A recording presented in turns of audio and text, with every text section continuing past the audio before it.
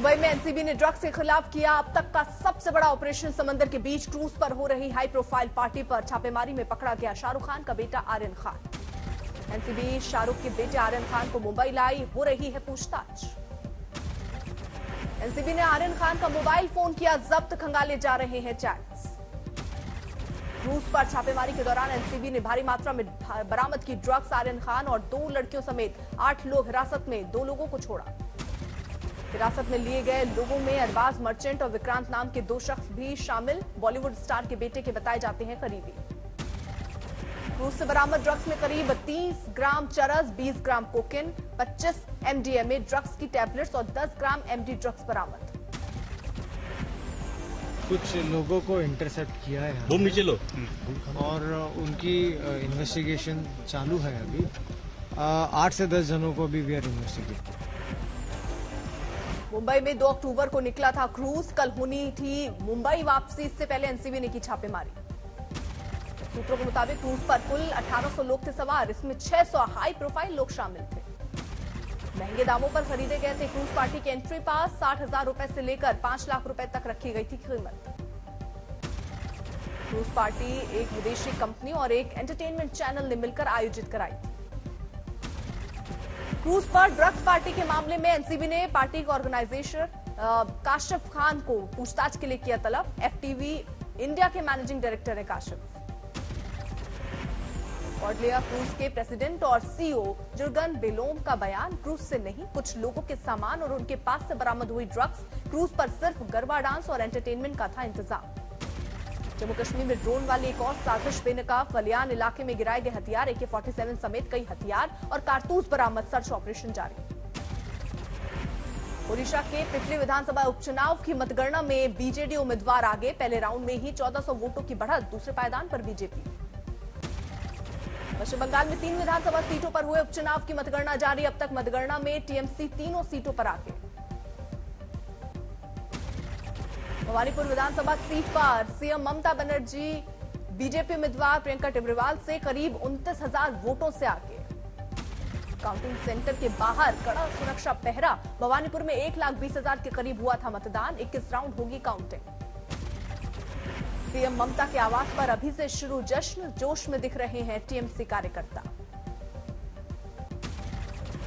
TMC मंत्री फरहाद हाकिम का दावा, भवानीपुर सीट पर रिकॉर्ड मतों से होगी सीएम ममता की जीत। भवानीपुर में बीजेपी उम्मीदवार प्रियंका टिब्रेवाल को अभी से सताया मतगणना के बाद हिंसा का डर। कलकत्ता हाईकोर्ट के चीफ जस्टिस को लिखा पत्र। प्रियंका टिब्रेवाल ने कलकत्ता हाईकोर्ट में लिखे पत्र में चुनाव के बाद हिंसा पर रोक के लिए उपाय करने की मांग की। पूर्व में हुई हिंसा का दिया हवाला। गुजरात के गांधीनगर महानगर पालिका चुनाव जारी, शाम 6 बजे तक होगा मतदान। गांधीनगर में 11 वार्ड की 44 सीटों के लिए डाले जा रहे हैं वोट। 5 अक्टूबर को आएंगे नतीजे। गांधीनगर निकाय चुनाव में पीएम मोदी, मां हीराबेन भी उन्होंने डाला वोट। 99 साल की उम्र में लोकतंत्र के महापर्व में लिया हिस्सा। पीएम मोदी के भाई पंकज मोदी और परिजन भी थे साथ। लालू परिवार में तकरार की एक और सीरीज। बड़े बेटे तेज प्रताप ने तेजस्वी पर इशारों में किया वार।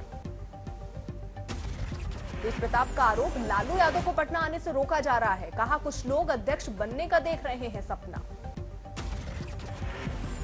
आरजेडी में कुछ लोग जो है जो राष्ट्रीय अध्यक्ष बनने का सपना देख लिए। 4-5 लोग हैं। बिना वर्ष साल भर हो गया, हमारे पिताजी को वही लोग क्या रखा हुआ। यूपी के अमरोहा पहुंचे बीएसपी सांसद दानिश अली ने ईवीएम से चुनाव पर उठाया सवाल। बैलेट चुनाव की मांग।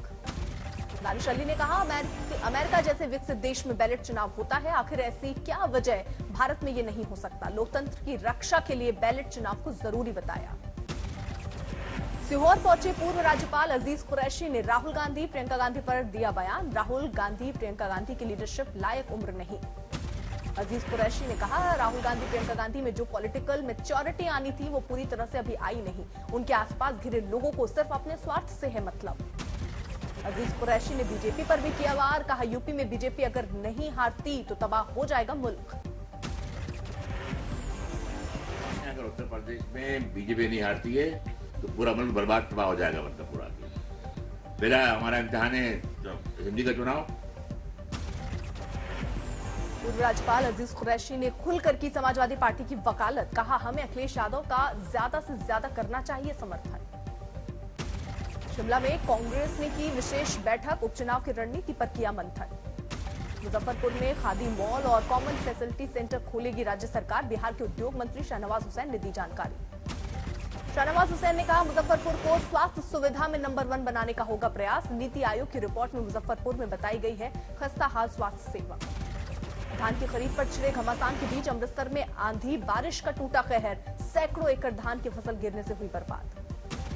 खरगोन में प्याज की फसल पर जलेबी वायरस का अटैक, फसल बर्बाद होने के किसान दुखी।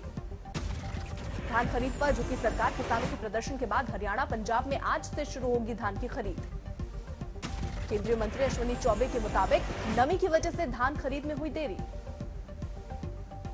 धान खरीद को लेकर कल पंजाब और हरियाणा के किसानों ने किया था बड़ा प्रदर्शन, मंत्रियों विधायकों के आवास का किया था घेराव। करनाल में कल प्रदर्शनकारियों ने सीएम मनोहर लाल के आवास के बाहर किया था प्रदर्शन। पंजाब में प्रदर्शनकारियों ने कल चन्नी सरकार के मंत्री प्रगट सिंह और मंत्री ब्रह्म महिंद्रा के आवास पर किया था प्रदर्शन। जोधपुर पहुंचे रेल मंत्री अश्विनी वैष्णव का हुआ जोरदार स्वागत, वेलकम की गूंजे नारे। रेल मंत्री रेलवे बिल्डिंग और फुटओवर ब्रिज का करेंगे उद्घाटन। हुगली में एक शख्स ने 5000 की रकम के लिए छोटे भाई पर किया जानलेवा हमला, गंभीर रूप से घायल युवक अस्पताल में भर्ती।